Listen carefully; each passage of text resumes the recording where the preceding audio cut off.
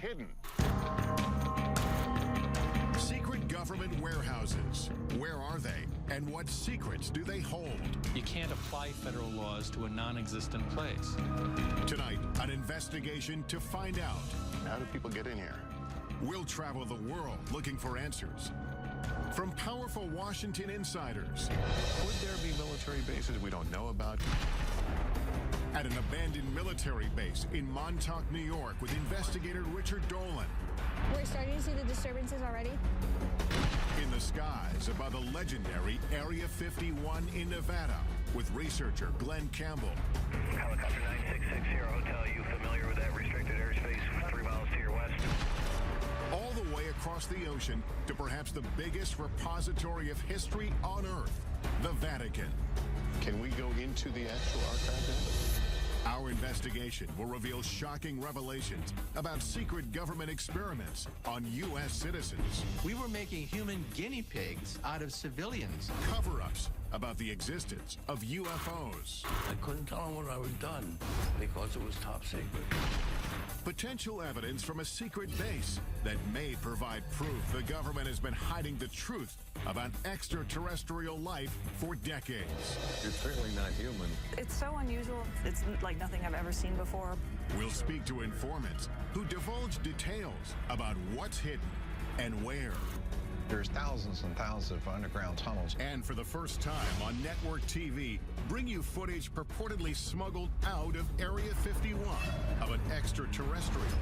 Travel with us on a global expedition to find the truth about secret government warehouses.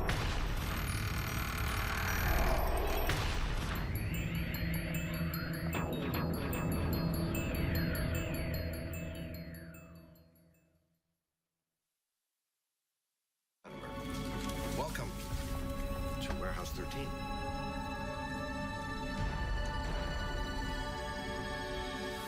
The secret government warehouse. It's a concept portrayed in pop culture that has intrigued audiences around the world for generations. What is this place? Officially, K39ZZZ on the North American grid. But I like to think of it as America's attic. In the sci-fi series Warehouse 13, 2 Secret Service agents are sent to a classified location in the middle of the desert. There, they are told they must protect a mysterious government facility full of historical artifacts that have potentially catastrophic paranormal powers. What you're supposed to do is hunt down whatever is threatening to ruin the world's day and neutralize it and bring it here. You gotta snag it and bag it and tag it. It may seem like a far-fetched idea, but we know there are locations around the world where governments are hiding things. On military bases, in government archives, in underground bunkers. Many of them pertain to national security. But are there other deep secrets inside these restricted areas? What are they doing in Fort Knox or in Area 51? What are they doing in the Vatican that I can't go in and see? The mere fact of refusing to let people in makes the people on the outside question why are they being shut out and what is actually happening in that secret area or secret meeting. Are there facilities we don't even know about, hiding things we should know about? Some say yes. I believe that there are large numbers of underground facilities throughout this world, a large number of Warehouse 13 type facilities. Everything's in its little compartment, buried away very, very secretly, whether it deals with mind control or UFOs or maybe secret biological weapons or what have you. Secrecy is the norm, not the exception. To answer these questions, we began our investigation in Washington, D.C. We've come to talk with John Podesta, former chief of staff to President Clinton and a longtime advocate for government transparency, to get an inside perspective on just how extensive government secrecy may be. Has the government, in your knowledge, ever gone too far in keeping something secret? I mean, of course the government can go too far and keep it secret, and those habits kind of die hard. We just need to be observant to ensure that the public gets the maximum information that we can provide it. Is there a sense sometimes that the American public can't handle this information? People who are classifying information think the American public can't really handle it or need to know it. But I think over the long term, that's really dangerous. I think the American public can handle the truth. But how much don't we know as a society? There are sensitive operations that are kept secret that is critical to the success of those operations. But having said that, there's a lot that's swept into that zone, which for reasons that really are not about security, but could be done because if the public knew, they wouldn't want it being done in their name. One of the biggest sources of speculation is the existence of still classified UFO files. Why has the U.S. not been more forthcoming, opened up more information about UFO sightings, either proving or disproving? I think that's a question that I ask myself. I mean, is there something really in there that the American people couldn't really be made available to? Maybe, maybe it'll seem whatever the government was doing at the time might seem a little silly in retrospect, but so what? I mean, I think the public has a right to know that. While the U.S. government still keeps UFO documents stashed away at a government facility somewhere, other countries are finally coming clean. In 2008, the UK declassified its UFO records.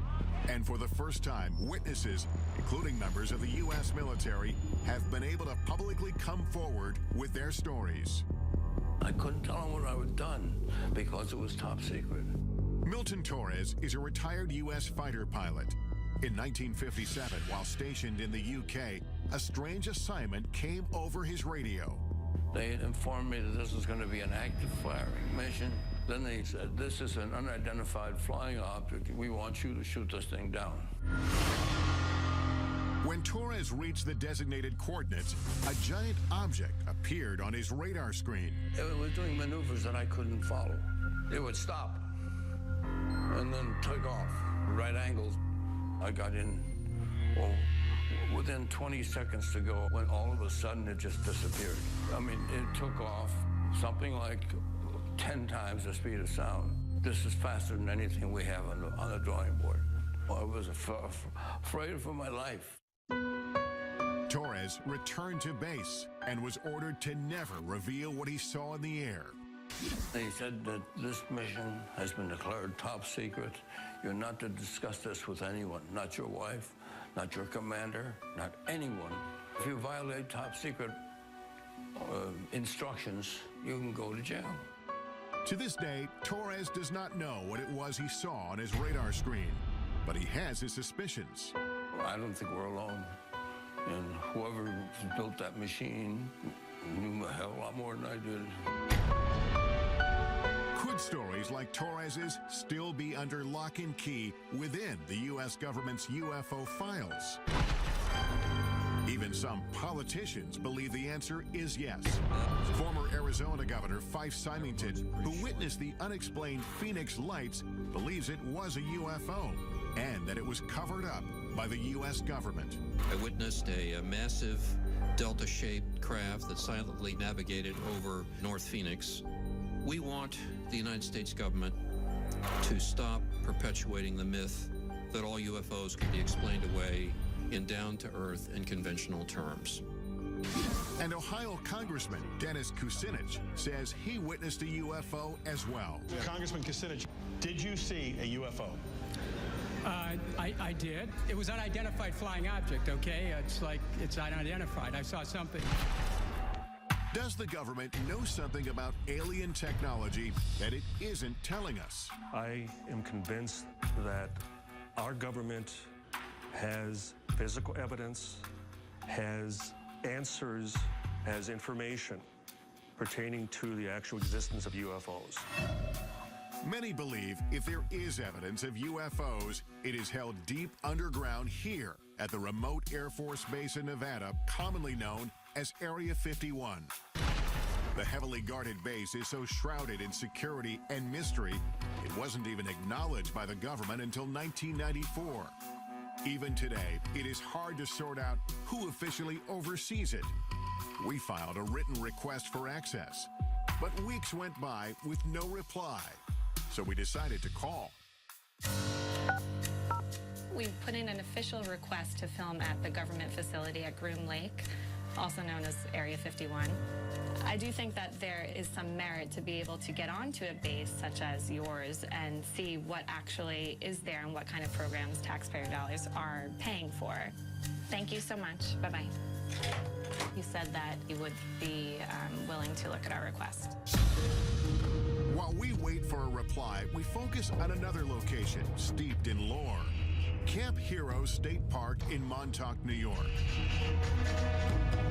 Author and investigator Richard Dolan heads there to look into claims of covert mind control, time travel, and teleportation experiments conducted by the government in underground facilities. I want to find some kind of evidence to show that there may have been substantial underground activity around here.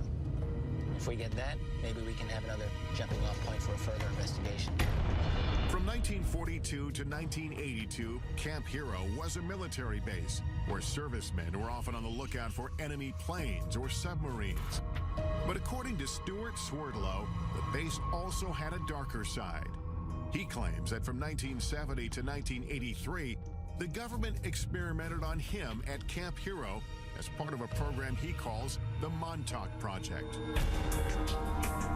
It was actually begun as a project for mind control, programming, genetic manipulation, and esoteric weaponry. Part of the Montauk Project involved time travel or opening up dimensional doorways from one point to another point.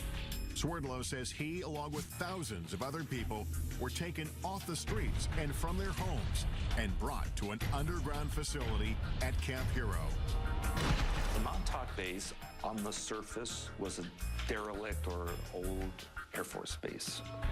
Underneath, there were 9 levels where the operations took place. There were centers where they would keep people sequestered. It may sound far-fetched, but the U.S. government conducting secret experiments on Americans without their permission is not. It has hidden programs from its citizens in the past and stashed away or destroyed the evidence. Like the medical research done for 40 years on poor black men in Tuskegee, Alabama. They were secretly mistreated for syphilis by the government in an effort to see how they would react. It's only one of the insidious programs uncovered over time. At the height of the Cold War, we now know that the United States military was using the American people as guinea pigs, basically releasing radiation into populated areas to see how fast radiation would spread. The military was experimenting on people without their permission, injecting people with plutonium, which is, of course, one of the most toxic chemicals known to science. They even gassed the New York subway system. But perhaps the most shocking programs involved mind control experiments carried out from the 1950s to the 1970s. The most infamous among them was MK Ultra. MK Ultra was a top secret project to see whether or not mind control was a possibility. The military and the CIA began to look into the possibility of LSD, mind-altering hallucinogenic drugs that could brainwash people. Well, the consequences of this, of course, are enormous because this was uncharted territory. People went crazy. We were destroying people's minds. Retired Army officer Michael Bailey says he was one of the military's test subjects. They said the tests were safe. There was nothing to be scared of. Bailey was stationed at the Edgewood Arsenal military base in Maryland in the mid-1970s after volunteering for what he thought was a program to test uniforms and equipment. They explained that we were going to be testing equipment of the battlefields of the future, and it sounded exciting. But in fact, Bailey says he and hundreds of other soldiers were injected with LSD and other harmful drugs or exposed to dangerous gases to see how they would behave. We obtained this once restricted training video shot by the military, which shows some of the effects of the experiments conducted on their own men stationed at Edgewood. 6.5 hours after exposure time, the confused volunteer needed help as he attempted to traverse part of an obstacle course. At this point, hallucinations and other mental disturbances were evident. Looking back, Bailey believes his government betrayed him. You trusted the government, you trusted the Army. It was a bunch of lies. There was a lot of harm done at Edgewood Arsenal. More than 100 of these mind control experiments were conducted at military bases, in hospitals, and at leading universities like Princeton and Harvard. But these programs had some disastrous consequences. There were a number of suicides, a number of unsuccessful suicides. One man who had been dosed with LSD actually tried to commit suicide on his front lawn in front of his children and was in a what's commonly called a flashback state. The truth behind MK Ultra was only revealed in the mid-1970s. All the classified documents were ordered to be destroyed by the head of the CIA. But about 10 boxes of financial records were overlooked, and a small portion of the dark truth was uncovered. The thing about MK Ultra we have to remember is that we have very little information about the specifics of the programs, and that is because most of those records were destroyed. Without comprehensive records about who exactly was involved, some speculate that MK Ultra victims may have changed the course of history. The assassin of Robert F. Kennedy, Sirhan Sirhan, has been speculated for a long time to have been a mind control victim. At Harvard, it's interesting to note, one of the students involved in the experiments there was the Unabomber. If experiments like MK Ultra took place without public knowledge, is it possible the Montauk Project is another example of a government program that to this day remains classified? We only learned about MK Ultra by accident. It could so easily be the case that had all those records been properly destroyed, to this day, all MK Ultra would be rumor. When I think about that in connection with something like Montauk, it makes me think that it's just possible that the Montauk Project remains rumor because simply the guys running the security did a better job than they did with MK Ultra.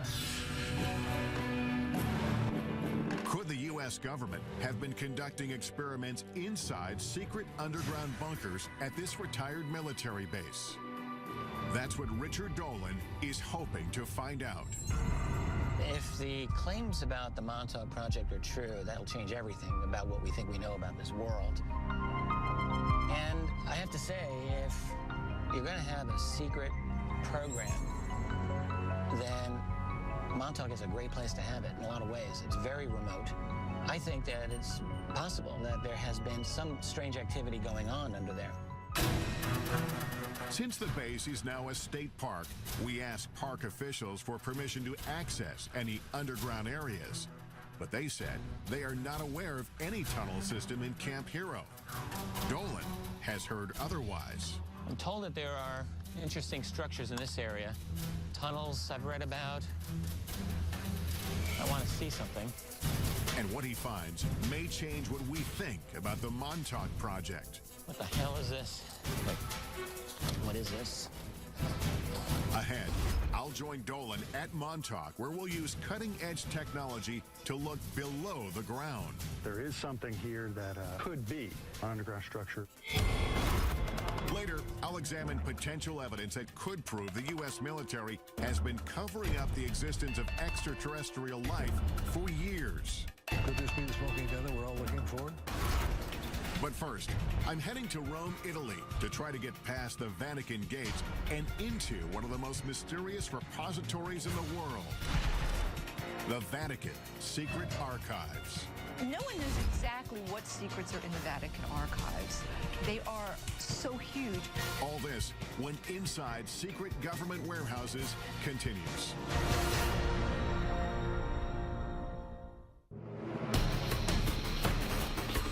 Our investigation into the world's most secretive warehouses brings us here to Rome, Italy, home to the smallest sovereign state in the world, but also one of the most influential, Vatican City.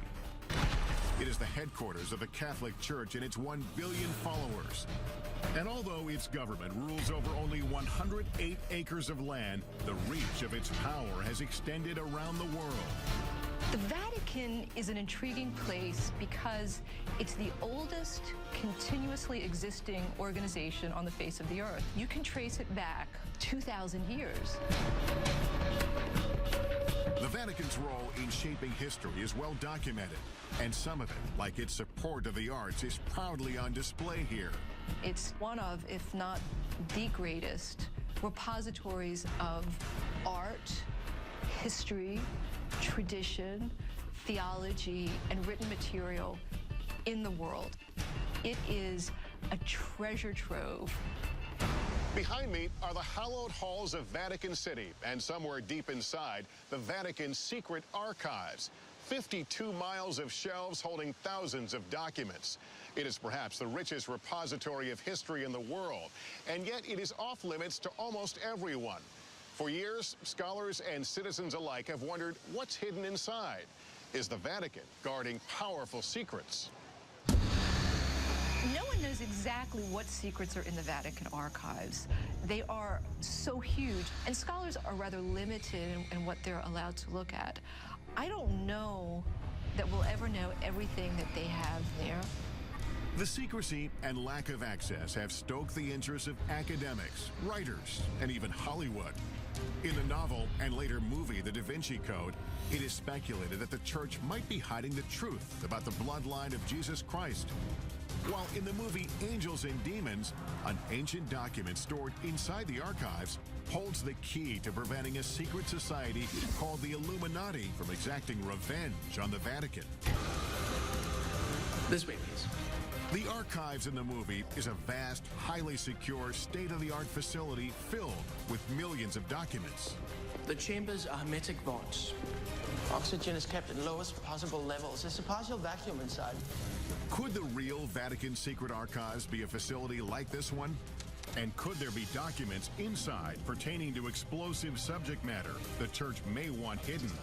Like prophecies about the apocalypse, evidence of a supposed bloodline of Christ, exorcisms, or secret societies. Information that might alter our understanding not just of the church, but of history. Recent discoveries tell us yes. Vatican archivist Barbara Frale found a document buried inside that is key to understanding the Pope's role in the execution of the legendary Knights Templar. Many people believe that Pope Clement V led the investigation into the Templar Knights and disavowed them and led to their downfall. You have found a document. What does that document tell us about the story? In 2001, we found in the Vatican's secret archive an original parchment belonging to Pope Clement V, who asked for a secret hearing for the masters of the Templar Order, absolving them, as he was convinced they weren't heretics. Now we know that the Church never condemned the Templar Order, and that it was the King of France's act of violence and abuse to cause the closure of the order. Because this document was filed in the archives in a strange way, its existence remained unknown for hundreds of years. This makes me wonder, could there be other documents about other important pieces of history that have not been found? There are still millions of documents which are yet undiscovered in the Vatican secret archive. So what else might be hidden unintentionally or intentionally inside? Much of the speculation about what is intentionally withheld is about end-of-the-world prophecies, like the famous Third Secret of Fatima. It is one of the most well-known and important prophecies to Catholics around the world. The story goes that in 1917, a vision of the Virgin Mary appeared several times to 3 small children near Fatima, Portugal. Today, a site where thousands of the faithful flock each year. During her visits, the vision is said to have shared 3 secrets about the future, but the Vatican only revealed the first 2. The first one was a vision of hell. The second one had to do with the end of World War I and the beginning of another great war shortly thereafter if Russia wasn't converted to Catholicism. But the third secret was withheld, leaving some, like Fatima researcher Christopher Ferrara, to wonder what it said. In 1960, for reasons unknown, the Vatican let it be known that the secret was going to be placed under seal forever. But on June 26, 2000, the Vatican finally relented under mounting pressure and published a vision. The announcement of a third secret made international news. For years, people speculated that the third secret was actually a prophecy about the end of the world. Today, before 500,000 followers, a Vatican official revealed the secret. The vision showed a bishop dressed in white, shot down by a burst of gunfire.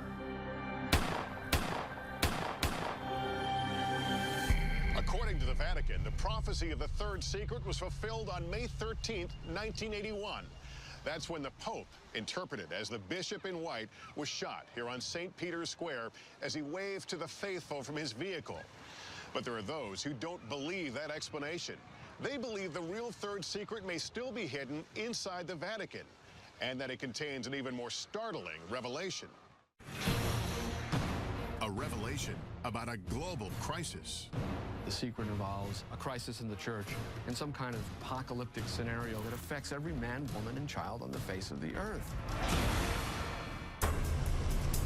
I've been granted rare permission to enter the archives with our cameras to see what's inside.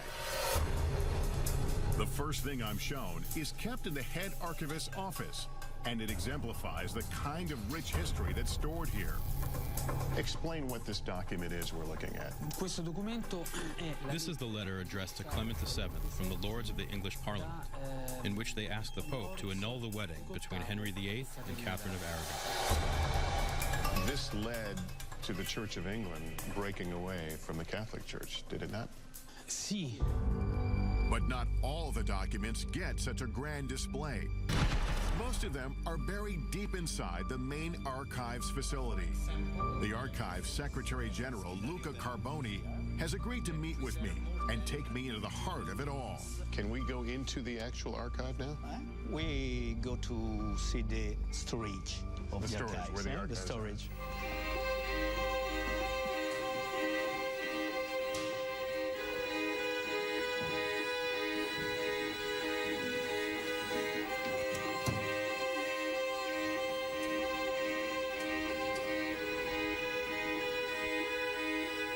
We arrive at the main facility, and I'm instantly overwhelmed by the massive number of files that are before us. We are standing amid the history of the Catholic Church, but this is also an important part of the history of the world, isn't it? The Vatican Archives is important in the world, unique because we preserve a continuous chronological space of over 800 years, from 1198 onwards. Documents as varied as records of medieval families to letters from the brilliant astronomer Galileo, who had famous battles with church leaders of his time, live on these shelves. So you have a correspondence from Galileo. We have a simple letter to a cardinal from Galileo. So that's Galileo's signature. Galileo's signature from Florence in the 18th of December 1628. There is just so much here. Is it possible that there are things here that even the archivists don't know about? Yes, each day we discover something new or something interesting. When you use the term secret here... Okay, secret means private. Secret in this case doesn't mean things that no one can see. No, only private. Private, but off limits to all but about 1,000 researchers handpicked by the Vatican each year. It's not hard to imagine how documents can get buried in this vast warehouse, either accidentally or on purpose. The Secrets of Fatima, would we find something about the Secrets of Fatima here? No. Here is not preserved. If I don't remember, if I remember well, it's not here. But then, where is it? Are there other secure places within Vatican City? Even with within this facility, there are areas that are restricted, like the parchment room, holding some of the oldest and most important documents.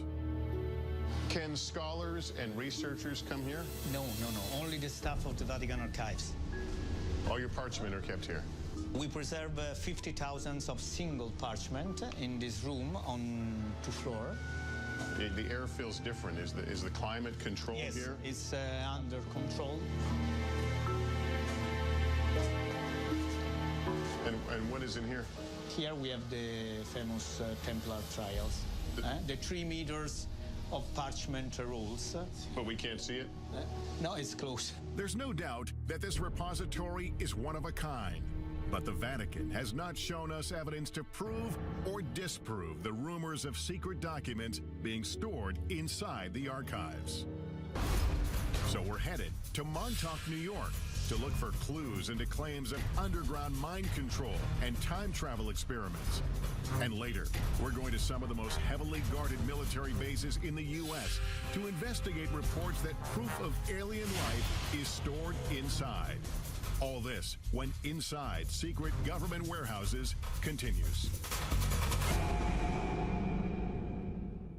We're on a quest to uncover the world's most elusive government warehouses and the secrets that may be buried inside. Our investigation returns to Camp Hero State Park in Montauk, New York. We're looking into claims about the so-called Montauk Project. The story goes, the radar tower behind me was once the epicenter of the Montauk Project's dangerous mind control experiments, and that 9 subterranean levels beneath the tower housed top-secret technology that transported thousands of people through time and space. But do those underground facilities really exist? According to the United States government, there are no underground facilities at Montauk.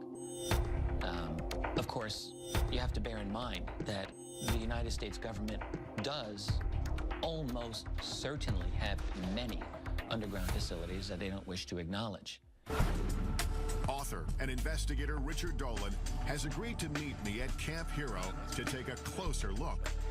Can we establish there's something underground? The thing that I've been thinking about is it's impossible to establish the veracity of the claims of the people themselves, but if we can bring some kind of instrumentation to take a look below the ground, I'm thinking ground-penetrating radar, we might be able to find out one way or the other if there's anything that we can notice. At least confirm some parts of the story. According to Stuart Swerdlow, he, along with thousands of others, were brought here to be programmed or mind-controlled. I was subjected to many types of experimentations, interrogations, indoctrinations. I was used in the time travel experimentation.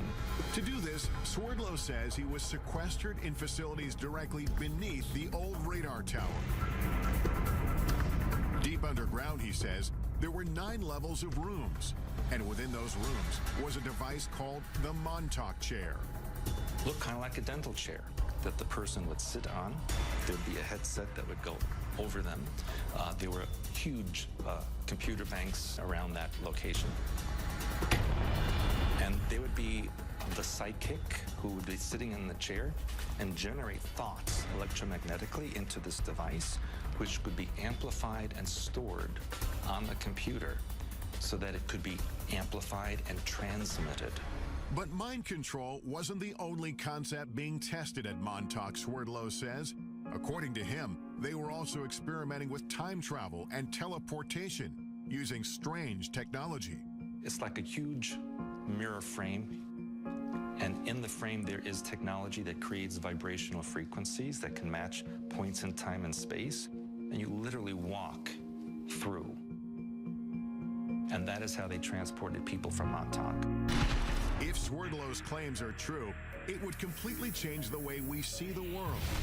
Up to this point, time travel and teleportation have simply been concepts explored in pop culture, in movies like the Philadelphia Experiment and Back to the Future. But were teleportation and time travel experiments like these taking place at Camp Hero? We asked the military about the existence of these experiments and underground spaces at this former base. After speaking with several different departments and officials, we still didn't get a clear answer. But theoretical physicist Michio Kaku says time travel and teleportation are not possible with current technology. Claims about the Montauk Project talk about teleportation, time travel. But let's be blunt about this. The United States military, the most powerful military on the planet Earth, simply does not have enough energy to bend space and time into knots. Still, we know the government does have a history of experimenting on unwitting Americans, especially with mind control. So we've brought in the latest technology to help us determine if there's anything underground here. Jamie Harmon and Dan Welch are ground-penetrating radar technicians. The technology they have should be able to detect anomalies underground. I know this is ground-penetrating radar, but explain to me what you can do with this. This orange box here, this is the radar pulses going down into the ground. When they meet something with a different material property, like stone or something metal, we'll get a reflection, which will bounce back to the surface. So if you see a man-made tunnel or something, it would show up pretty clearly on that? Mm-hmm. You know, it takes a little interpretation, but it will show up on the screen. Today, the area around the radar tower is completely off-limits, fenced off with warning signs. The park says it's because of concerns about falling debris, but Swerdlow says otherwise.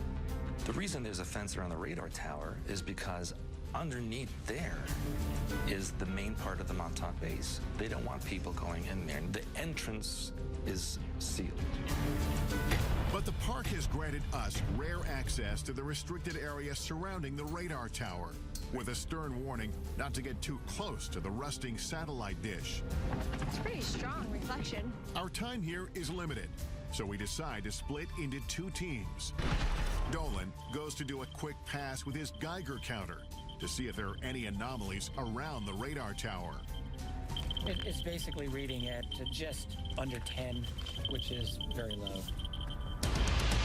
When he finds nothing strange, he goes to search for potential entrances into any underground spaces. Meanwhile, our ground-penetrating radar team gets to work surveying the area beneath the tower. Turn ourselves around here. And right off the bat, we start to get some strange readings. So, yep, we're starting to see the disturbances already. This is the very beginning of what we were expecting to see for the anomaly. So we know it starts here. Yep, and it's pretty strong, and we're looking at about 10 feet in depth. This being the surface here, so it's a very distinct start to it. Yeah. Mm-hmm. In the meantime, Dolan is canvassing some of the surrounding wooded parts of the park. According to Swerdlow, there's an entire network of underground tunnels throughout the area. On the old base, you do see manhole covers or just even entrances that are covered by metal plates. Allegedly, some of them, they say, are for sewer systems or rainwater draining and that kind of thing. But those were once escape hatches for the underground area. This is one of the many manholes that's said to be in this area. Got some water. There's a water pipe here. A ladder going down. It looks like it's been backfilled. All right, I'm going to regret this, I'm sure.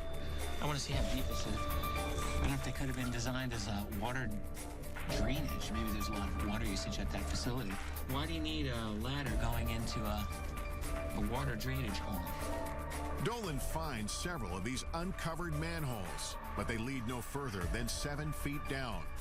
So he returns to check on me and the GPR team, and we are getting compelling readings. We did a number of passes right around this area here, and down about 10 feet or so, it looks like we're getting the surface of something interesting. But you're also seeing it's rather flat. Mm-hmm. It does have a nice flat surface to it.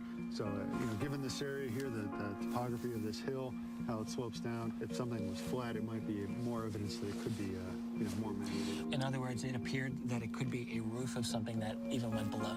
Sure, could be the top of a, top of an underground chamber. It's the most compelling evidence. Well, it's about par for the Montauk mystery because it gives us a little bit of something, but not enough to really say yes. But here's the deal: it's about 10 feet below us, and if there are 9 levels, apparently we would only see the top level. That's correct. Yeah. So there's no way of knowing what would be beyond that. GPR technology has uncovered may be just a first step to determining if there's anything underground. But without the park's permission to start drilling, there's no way to be certain. But that doesn't mean our investigation ends here. We still have one more place to look for proof of underground facilities in the area. The tunnel systems that exist under the town of Montauk and Montauk Manor still exist. These locations have tunnel systems that go towards the Montauk base. We've come to the Montauk Manor, an old hotel built in 1927, to see if we can find these supposed underground tunnels and whether they lead to Camp Hero 5 miles away. So what is this place? These are the access tunnels, like the foundation of the Montauk Manor and building 27. And the tunnels go for quite a ways. Jimmy Hackett works at the manor and has been exploring these tunnels for decades. Have you gone through the whole route of I've gone through a big portion of it, but there's still some unexplored sections back there that I haven't been through. Have you ever explored Camp Hero? Yeah, I did. Actually, when we were younger, we played up there while it was actually a working Air Force base. We found, I don't know what you call them, but they were tunnel-like. We'd climb down metal rebar ladders into these square tunnels. Are those the manholes that we're talking about? These are different? Yeah. These are cement square with metal lids.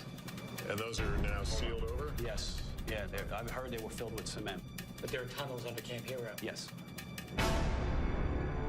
We start to make our way through these tunnels. They quickly get lower, narrower, and harder to navigate, with no end in sight. No, we can get through here. We can get through. Alternate. Yeah. A lot of cobwebs down here. A lot of cobwebs, it just keeps going. Turns around to the right. Oh, great. This could go on forever. Okay, come on up here and take a look at this. We finally get to a point where it is no longer possible for two people to keep moving forward.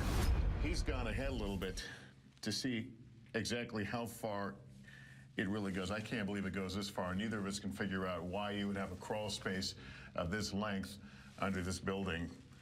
Richard, can you hear me? My way back here. I couldn't find the end of it. I'm here. It's very, very long. And one end is a dead end, but then it branches off and it goes into several different directions. I could imagine people getting temporarily lost down there anyway. I think as far as either of us goes right now? I think so, yeah. These seemingly never-ending tunnels add another dimension to the Montauk mystery and keep the story alive. We may never know the truth about the Montauk Project or about what may have taken place here at Camp Hero. What we do know, of course, is that military bases here in the U.S. and around the world are ideal places to hide classified projects. And that's exactly where we're headed next, to two of the most secretive, heavily guarded military bases in the country. Our first stop is Wright-Patterson Air Force Base in Ohio. Could the potential evidence we uncover there prove once and for all the base has been engaged in a cover-up of alien life? He says, forget you ever seen this, forget you ever worked on it, don't talk about it. And later, we'll head for the skies in an effort to get the closest look possible at Area 51, where alien technology and life is said to be stashed away. All this when Inside Secret Government Warehouses continues.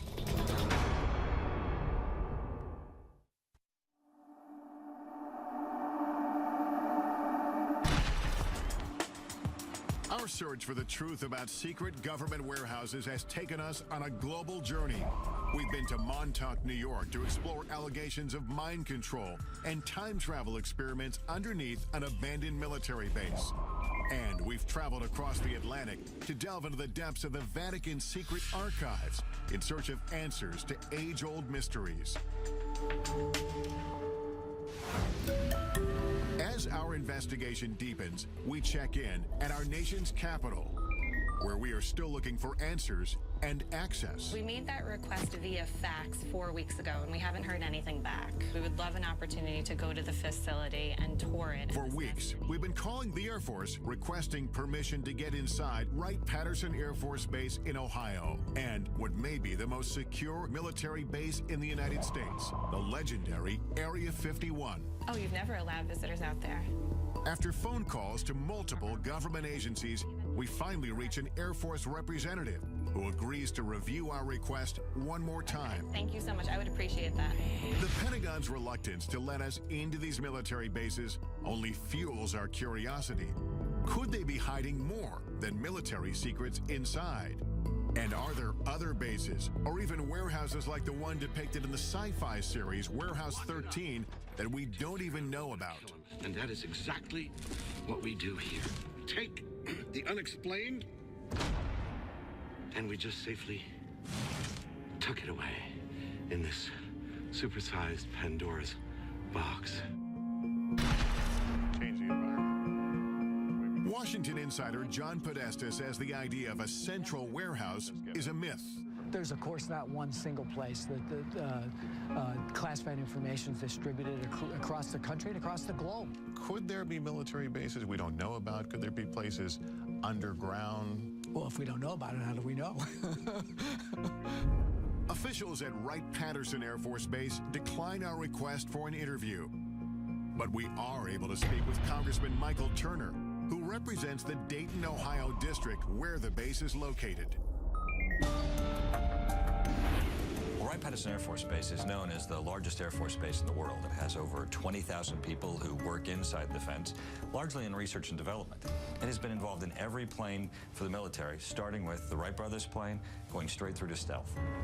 Turner acknowledges Wright-Pat's classified research has inspired theories about extraterrestrial technology stored on base. Whenever you have a base, it's 8,000 acres and only 10 planes. There's a lot of research and development that's going on, and there's a lot of speculation. Speculation fueled in part by Wright-Pat's role in the infamous Roswell incident of 1947. The government has issued at least 4 different official explanations about what actually crashed in the New Mexico desert. And while theories may vary, certain facts are indisputable. A declassified FBI memo dated July 8, 1947, indicates the wreckage purporting to be a flying disc was secretly flown 1,500 miles to Wright Field by special plane for examination. After the Roswell incident, Wright-Pat became home to Project Blue Book, an official government investigation into UFOs. I think people who were interested in UFOs certainly looked to the Air Force to have some kind of greater knowledge about what had occurred than merely those who had witnessed them and what their beliefs might have been. The Air Force investigated more than 12,600 UFO sightings. 700 of them remained unexplained when the government terminated the project in 1969. UFO author Donald Schmidt says Blue Book was flawed from the start. The true hardcore cases were going upstairs, we're going above Blue Book to something that we'll never know about. Retired Air Force Captain Robert Collins spent 22 years in the military, 6 of them at Wright-Pat. I had a top secret SCI, or Special Compartment and Information Clearance. Honorably discharged in 1988, Collins says he has come forward because he wants the military to stop covering up the secret UFO research he believes it has been conducting at Wright-Pat for decades. It deals with all the black programs that the Air Force has, including all the classified, super secret reverse engineering programs for UFOs. There are witnesses who support Collins's claim and say they had access to extraterrestrial evidence on the base. According to one account, officials at Wright-Pat revealed the Roswell wreckage to an elite group of men from the prestigious Air War College who were sent there on assignment. Among them was a lieutenant colonel named Marion Magruder. He said they were trying to determine whether they were going to make public something that had recently happened. A fighter pilot in the Second World War, Magruder, known by his combat moniker Black Mac, was no stranger to military operations. But this mission was unlike any other. It was so highly classified, he only revealed it to his family 50 years later when he was dying. He said, I want to tell you that we're not alone. Magruder spoke vividly of a shocking encounter with an extraterrestrial being.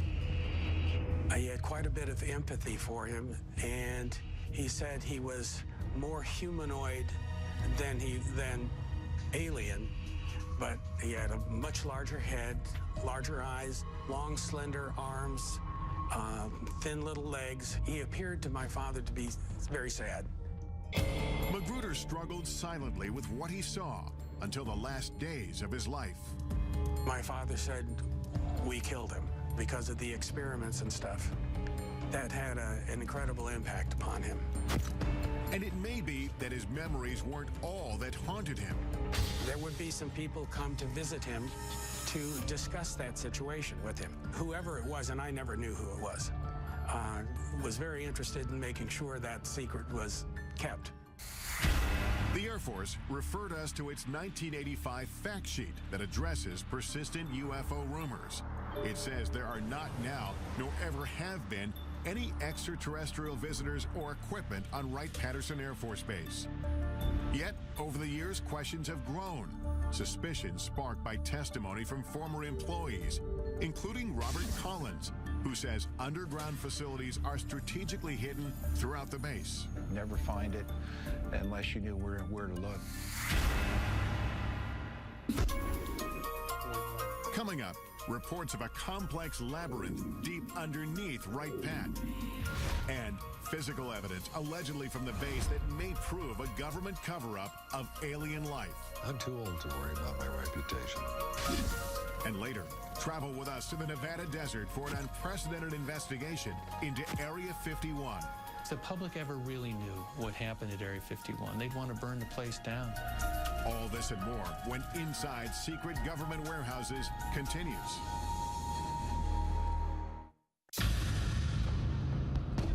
We've come to Wright-Patterson Air Force Base in Dayton, Ohio to investigate the truth about what may be hidden inside. Is this base ground zero in a government conspiracy to cover up evidence of alien life? Many UFO researchers believe so. They have the proof. They have the physical evidence. To this day, everything still points to Wright-Patterson Air Force Base. According to retired Air Force Captain Robert Collins, the next building is 620. These civil engineering drawings show entrances to a massive complex of tunnels and vaults located under the base, which leads to a set of stairs. Combining data from 25 years of research with information leaked to him by unnamed sources, Collins describes what he believes is under the surface. All these tunnels and vaults are completely independent of anything else in Wright-Patterson Air Force Base. 60 feet down below ground. And then there's a limestone rock bed, which is anywhere from 10 to 15 feet thick. So you may be as far down as 70 feet. You're looking at probably the size of a couple football fields at least in length. There's roughly 4 big vaults. They're about 100 by 100 feet in size. They got carpeting on the floor of the tunnels, and you could drive a pickup truck through them. Collins says the most remarkable secret isn't the underground complex itself. It's what he says the Air Force was and possibly still is hiding inside. The things that were stored in these vaults were, of course, bodies, alien bodies. All the cryogenic equipment used to support and maintain and preserve those bodies, and medical examination tables and biological testing equipment. The Air Force denied our request for an interview with a representative from the base. But local Congressman Michael Turner says plenty of classified information is at Wright-Pat, And it's all with good reason. A lot of the things that are going on at Wright-Patterson Air Force Base are secrets that need to be protected. There are things that are in development, research that we're doing, possibly for capabilities for us in the future, or even how we're looking at our potential adversaries. A statement issued to us by the base says the evolution of virtually every Air Force aircraft flying today can be traced back to Wright-Pat. They tell us current developments include material that can sense and then heal its own cracks, as well as bird and insect-sized aircraft capable of swarming. One of the few reporters allowed on base to investigate the legends of UFOs at Wright-Pat is Emmy Award-winning newsman Carl Day. An awful lot of unanswered questions. And tonight, we're going to try and sort out facts from fiction. And they said, well, come on in and look and see if you find anything. This is at the invitation of the Air Force.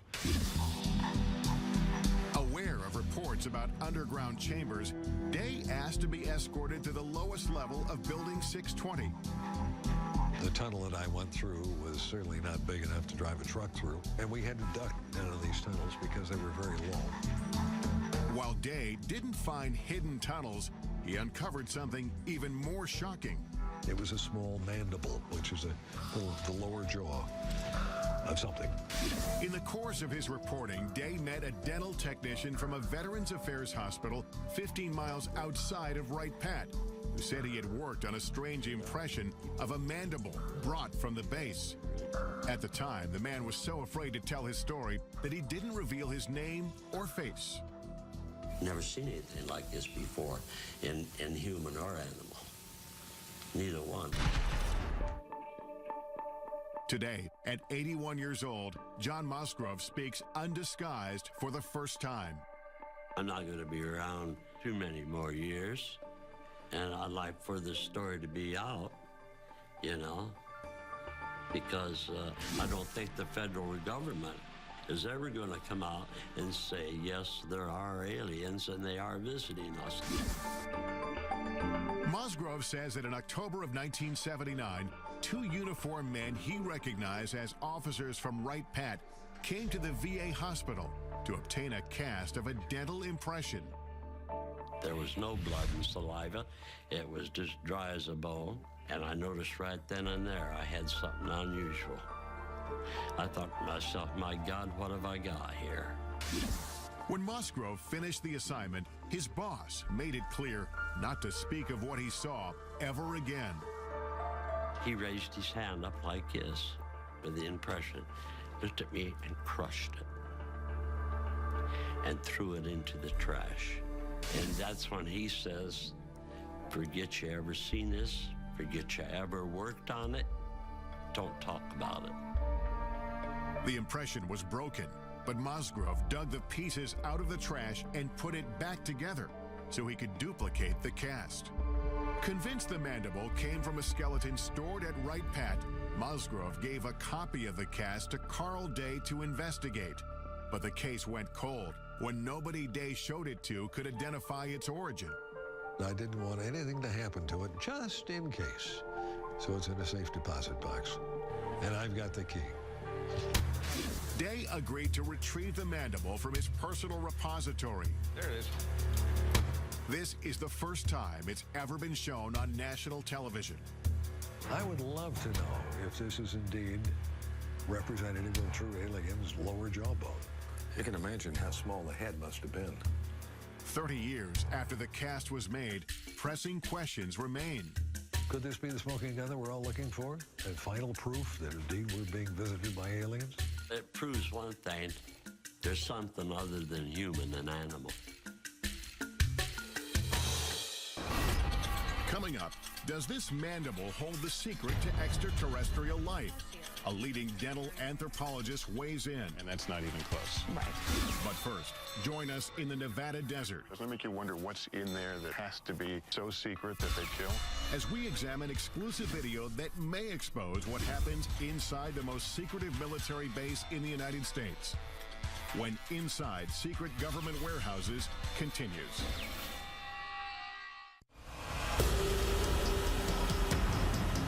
Our global journey leads us to one of the most mysterious military facilities on Earth. The legendary Area 51. Area 51 is a black facility, which means it was created to deny its very existence. You can't even approach it. It's so heavily guarded. So it's really hard to know exactly what the government is doing. Government secrecy surrounding Area 51 has made the base so notorious that it's even depicted in blockbuster movies like Independence Day. In the film, Area 51 is portrayed as a massive UFO research complex, complete with flying saucers and alien bodies. After repeated requests for access to Area 51 or a representative, we're turned down. May I ask why we're being denied access? The Air Force issued a statement saying the area is used for testing and training for operations critical to the effectiveness of U.S. military forces and the security of the United States. And some specific activities and operations, both past and present, remain classified and cannot be discussed. Undeterred, we hit the road to find out as much as we can without breaking the law. I'm now driving through the Nevada desert a couple hours north of Las Vegas, heading to the legendary Area 51, a place that perhaps holds some of this country's biggest, deepest military secrets. And what exactly goes on there has been the source of a lot of speculation. As local tourism shows, most of the speculation centers on extraterrestrial projects, reports of warehouses dug deep into the mountainside. There's some sort of earth-moving activity taking place in that area. Where some claim scientists are conducting reverse engineering on alien spacecraft. It was hundreds of thousands of years ahead of our technology. And most shocking of all, potential evidence that may confirm extraterrestrials exist and may have been held on the base. All claims we'll look into in the course of our investigation here. Area 51 has been veiled in secrecy since its inception. Established in 1955 as a covert test site for the U-2 spy plane, its purpose was to hide military projects.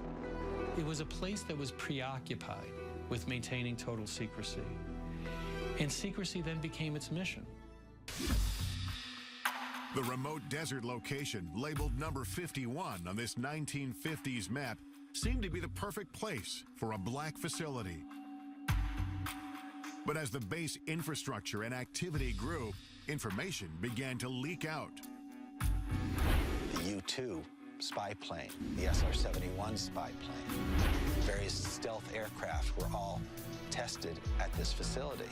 And everything that we can see from the ground and the air indicates that this base is for aircraft testing. Despite full-scale Air Force operations on site, the government refused to acknowledge its existence. Not just initially, but for 40 years. Area 51 investigator and guide Glenn Campbell has been studying the facility since the early 90s. It was sort of like going to a drive-in movie. You could drive up and look down on the secret base that the government didn't acknowledge. I'm going to meet up with Glenn Campbell. Glenn and I first met up 16 years ago when I came out to this same desert trying to get answers about Area 51. This viewpoint we're heading to is Freedom Ridge. In this report I did back in 1994, we simply drove up a nearby peak and the entire facility was revealed. From our mountain vantage point, Dreamland is a collection of unremarkable buildings. Today, the military has expanded control over land around the base. It's been a long time. So getting a good view won't be as easy. What will we be able to see today? Well, from the ground, we're not going to be able to see much. And I know you brought some so we have satellite photos. Increasingly better satellite imagery over the years. Some of this stuff is incredibly good. Look at these runways and things. It's still the best way to see it is from overhead. Yeah, the security of this place is part of the intrigue. That's what continues to raise the level of curiosity and even, conspiracy theories. The security here is intense. Look around, it's a good place to hide. It's a damn fine place to hide. Area 51 first gained public attention in the late 80s with an explosive claim made by a physicist named Bob Lazar. He said he'd been working on a top-secret project to reverse engineer alien spacecraft at a classified location near the base. He says, no, John. He said, I was in it. I touched it. It's real. It's E.T. It's nothing that we could have produced. Bob Lazar declined our request to be interviewed for this program, but referred us to his good friend John Lear, a retired pilot who flew missions for the CIA. I was the guy that exposed Area 51. Lear says he pushed Lazar to do a television interview revealing the government cover-up of alien technology. He said, yeah, just as long as I do it in shadow. The interview took place at Lear's home, and he captured the setup in this exclusive video. Taking pictures. That's Bob. That's his wife. In the interview, Lazar claims to have worked on flying saucers in a secret facility called S4. So covert, it's camouflaged by a mountain south of Area 51. John Lear describes S4 as Lazar explained it to him. S4 is an underground base. It just looks like a slope of a mountain, but actually they're hangar doors, and they slide up. So it looks like just part of the mountain is sliding up. And it would lead into a laboratory, and there was a set of hangars there. 9 hangars all together, and there was a flying saucer in each different one of them, and they were all different. Right, straight down the road. If the reports of flying saucers and reverse engineering are true, then could the government be using Area 51 as a warehouse for alien technology? Regardless of what kind of secrets the military is hiding inside Area 51, it's clear visitors aren't welcome. This is as far as we can go on public land. That's the first thing that strikes me. There's no fence, just a pair of signs. At first look, security at the base doesn't seem impressive. But soon, the complex layers of defense become apparent. I noticed tripods on the hill. Those are watching us. Cameras, they're looking down at us. They're looking at the road over there. You can't sneak by on this road. And if you miss that, you don't miss our friends up here on the ridge. Right. In the pickup truck. These guys are here 24 hours a day. Ground sensors, remote cameras, and private security around the clock. Yet the desert itself may still be Area 51's best protection. You know, when we came here, I expected to see a 15-foot barbed wire fence. There's no fence, just a series of these orange posts. These posts are the only marker that you're required to have in Nevada to mark a boundary line. They don't need a fence here. They've got 13 miles of empty desert to protect the base. Well, the sign's pretty typical. Warning, restricted area until you get to the bottom. Use of deadly force authorized. So we're actually 3 feet from being in a situation where we could be killed. Doesn't it make you wonder what's in there that it has to be so secret that they'd kill? Could it be true alien visitors are being held at Area 51? Airing for the first time on network television, this video purportedly shows a live extraterrestrial on the base. He's apparently being observed by military workers through a glass partition. The source of the tape is a man who goes by the name of Victor. He won't reveal his identity for fear of retribution. Victor says the video was smuggled out when material from the base was being converted from analog to digital. He discussed the video with an altered voice in this 1996 interview. Approximately twice a month, they sit it down for a session that generally lasts from 3 to 5 hours. Victor claims the alien arrived on Earth in 1989 and was subject to regular interviews. In this session, he says the alien becomes distressed. He's checking for hemorrhaging around the eye sockets and in the nasal cavity. Victor believes the alien died in the mid-90s. We have no way to verify whether the video is authentic, but we'll take it to a creature effects expert in Los Angeles to test its plausibility. In the meantime, we scale a mountain in search of any sign of structures inside the restricted area. Point is to hug these orange markers. I haven't even seen the orange markers before. There's but we know the orange markers are to our right here. We're losing daylight and only have orange posts to guide us. One wrong step into the invisible border means we could be arrested. I see a structure off in the distance. What are we looking at there? That's the actual guardhouse. That's the actual gate within the Nellis Range. So if you were to keep driving on the road past those signs and you got to that guardhouse, you'd be arrested immediately. We continue to climb upwards until we can't go any farther. Well, this is as high as we can get. It looks like we're at the end of our journey because I see your, what do you call them, camo guys? Yeah, the camo dudes. Are here. That's some orange markers here. This is as far as we can go. This is where the border changes. I think our only option is to get in the air during daylight, and you know, maybe I'll be able to get a glimpse and you know, get some idea of what's in Area 51.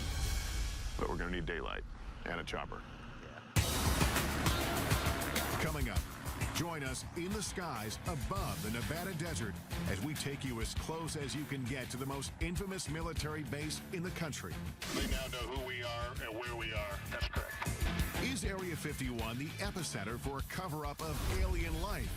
Or is the base concealing earthly secrets that are much more disturbing? Find out what happened at Area 51 and what humans did. That's scary enough. When Inside Secret Government Warehouses continues. The only people who know what happens inside Area 51 are the employees, and their identities, even down to the cleaning staff, are kept secret. That white bus with the darkened windows, we're told, ferries local workers from around Area 51 who come here to work each day. Those not bussed in are flown in, shuttled back and forth on special unmarked planes. They fly on a private airline known over aircraft frequencies as Janet every morning from Las Vegas to Area 51. This surveillance video shows workers returning from Area 51 on private 737s. These are jets without any company markings. They just have a red stripe down the side. Signing on to work at the base means agreeing to a covert lifestyle. No one can even admit that they work there. Jonathan Turley, a litigator in national security cases, first learned about Area 51 in 1994 when he was contacted by employees who were gravely ill. You're basically told to go die. And they weren't supposed to talk to a lawyer, and they weren't supposed to talk to a doctor. Despite having signed non-disclosure agreements, some workers told Turley they'd been exposed to toxic materials on base. One of them was a sheet metal worker named Robert Frost.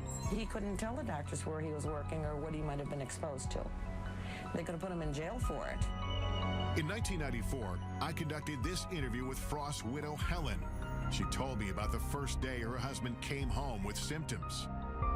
He walked in a door and he was screaming. I looked at him, his face was bright red, and all the skin was peeling off of his face. Turley filed a lawsuit accusing the military of poisoning Area 51 workers through blatant negligence by recklessly disposing of hazardous waste. They dug a football field-sized trench, and they would fill it every week with all types of hazardous and toxic wastes. And then they would just dump jet fuel on it and set it on fire. Though the base was operating in secret, Turley says the impact on some workers was difficult to hide. Many of them developed a strange condition that looked like fish scales on their body. This was taken just before he quit in March of '89. And then he had these large sores on his back. He had those all over his body. Turley's clients wanted to know what they were exposed to, but suing for information was a Kafkaesque task. At the time, the government denied Area 51 even existed. At one point, I just told the judge, Your Honor, I can take you there. I can point you to it. You can see it. How can it not exist as a matter of physics, let alone the law? Turley says it wasn't until he obtained satellite photos of the base that the government finally acknowledged some operations in the general area. They believed that they lived in a special place that was not reachable by federal law, that even killing someone, it was just simply not something to be held accountable for. Eventually, Turley filed several lawsuits on behalf of sick workers.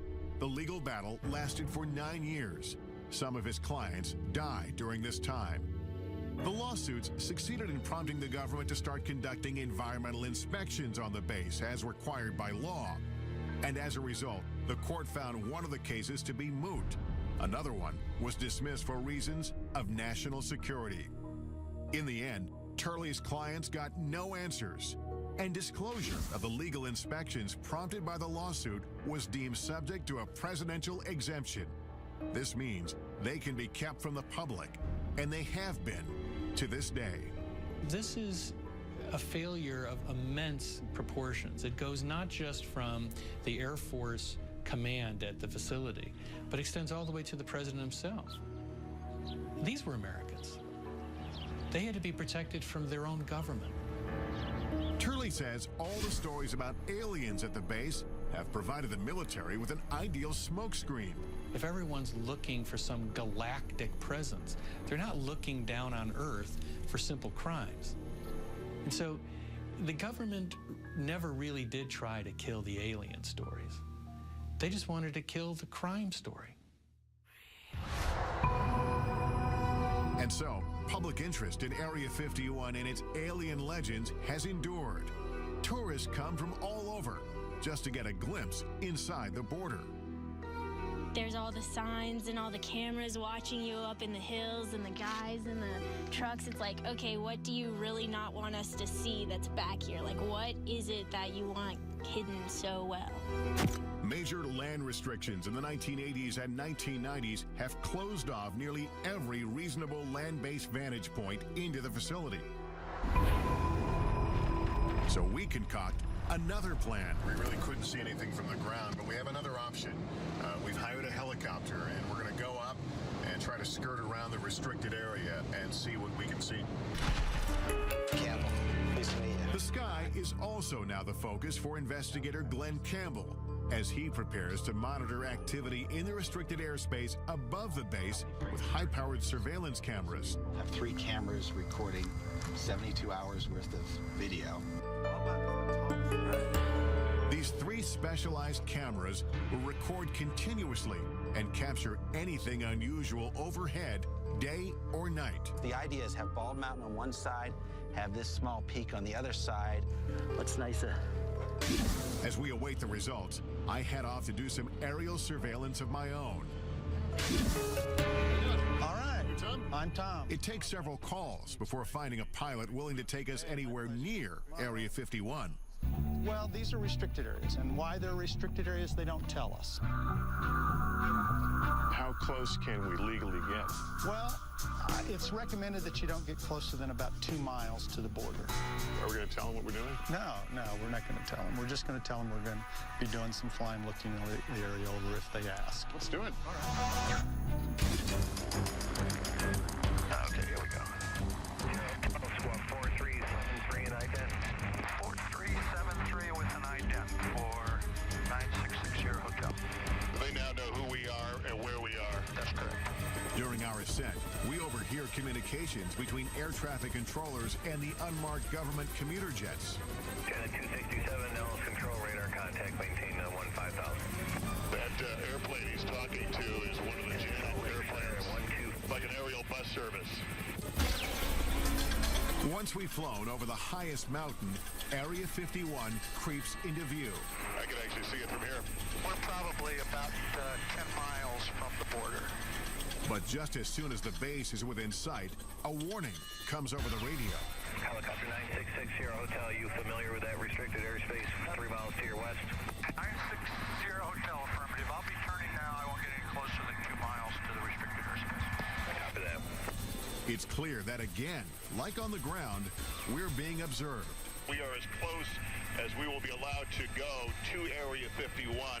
This place is so restrictive that we legally can't even point our cameras in the direction of the base.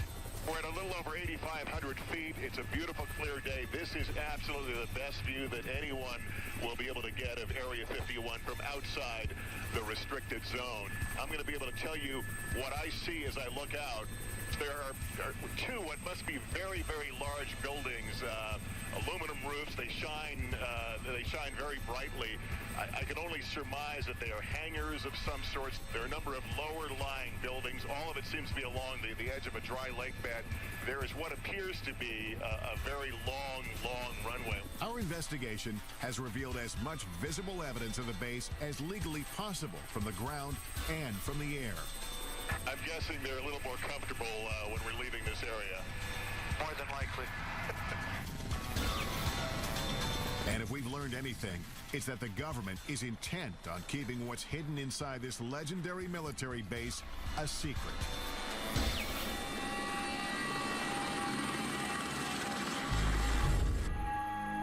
After 72 hours monitoring the sky, our video surveillance captures some anomalies. An eerie desert storm sweeps through the area. A bright light floats along the horizon after dark. And then we discover this glowing disc in the corner of the screen. Upon examination, the light turns out to be a car driving on the desolate road. The disc, however, remains unexplained. Campbell says it could be the moon. When you come to the desert and you look up at the night sky, you see more stars than you would ever see anyplace else. When you look up at all those million points of light, you got to be crazy to believe we're alone in the universe. Coming up, our investigation continues as we travel from coast to coast to analyze the evidence we've discovered on our journey. What will the purported alien interview video from Area 51 reveal? And could this mandible support theories of extraterrestrial life? It's like nothing I've ever seen before. Answers coming up next on Inside Secret Government Warehouses.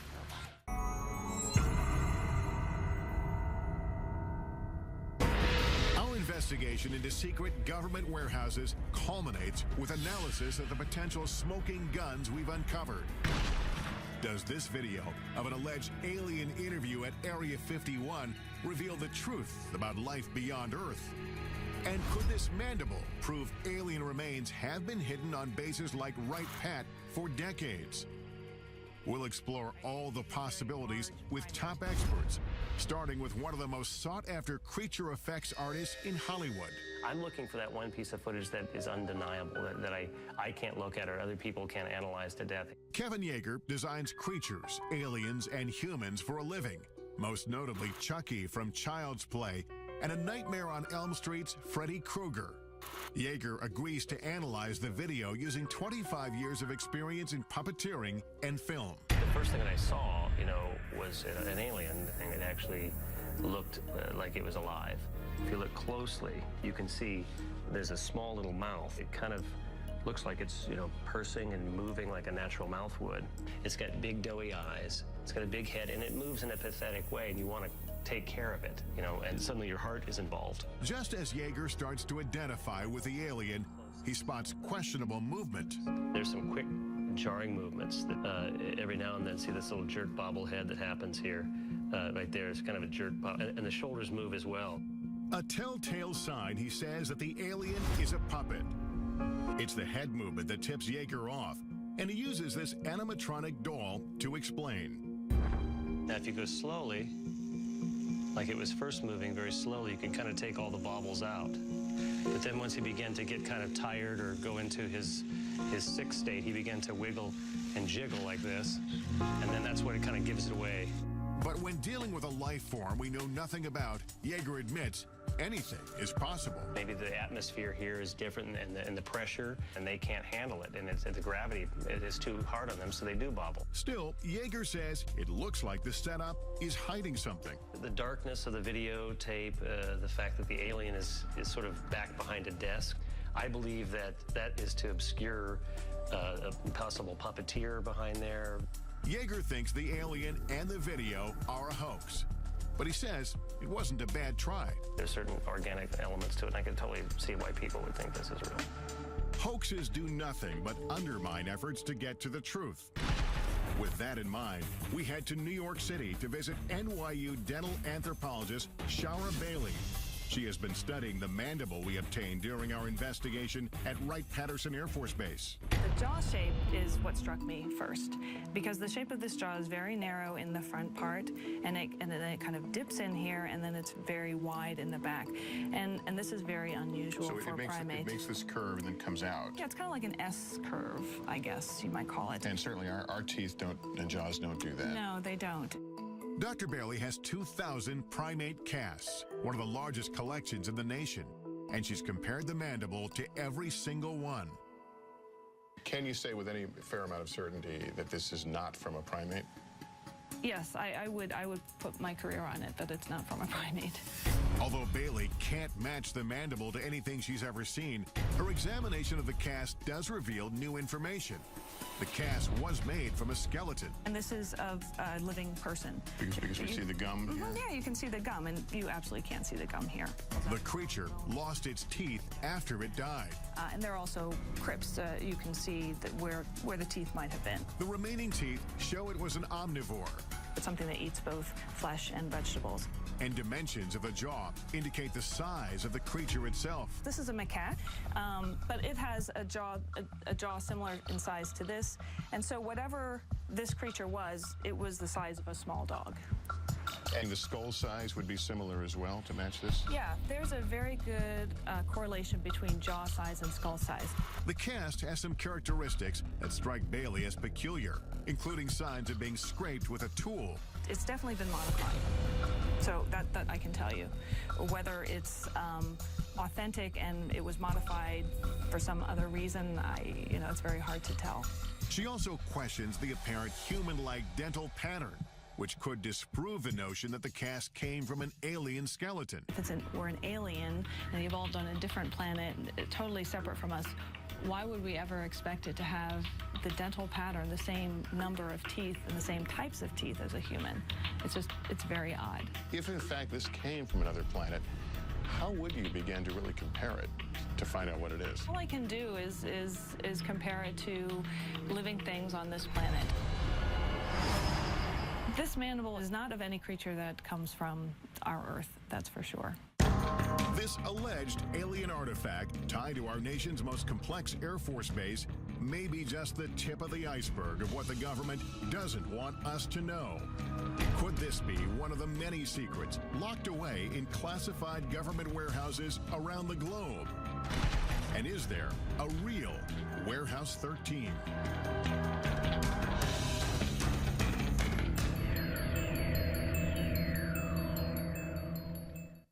In the end, we can't say for certain what's below ground or hidden behind closed doors. What we do know is that there will always be information those in power don't want us to know about. And as a society, we have the right and the responsibility to keep asking, to keep pushing, to discover what they don't want us to know and why. I'm Lester Holt. Thank you for watching.